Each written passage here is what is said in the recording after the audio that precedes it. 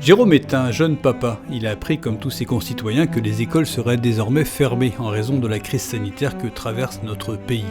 Jérôme est rassuré, cette mesure couplée aux dispositions de télétravail prises par son entreprise va lui permettre de poursuivre son activité en gardant un œil sur ses enfants confinés à la maison. Mais Jérôme va vite comprendre qu'il ne pourra rien faire de bon tant que ses gamins tourneront dans l'appartement. Il parviendra à les occuper quelques heures avec les dessins animés de France 4, mais au milieu de matinée, il faudra trouver autre chose. Puis Jérôme sera confronté à une autre réalité. Pas d'école, c'est également pas de cantine. Il va donc falloir trouver un menu qui contente tout le monde et qui puisse être préparé à l'arrache.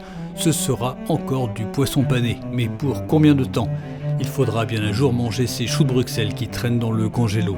Jérôme verra également fondre comme neige au soleil ses réserves de Kinder Pingui et de crêpes Waouh qu'il a constituées.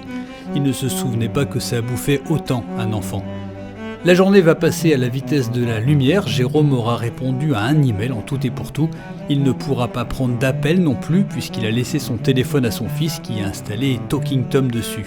À la fin de cette journée, Jérôme comprendra que même s'il ne fout rien, personne ne semble s'en soucier, que son job n'est peut-être pas si important et que ce n'est peut-être pas la peine de mettre un froc pour faire semblant de bosser de chez lui.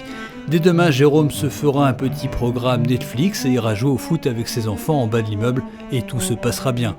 À la fin de cette histoire, quand tout reprendra son cours, Jérôme offrira des fleurs et des chocolats au personnel de l'école pour les remercier de s'occuper quelques heures par jour de ses gamins.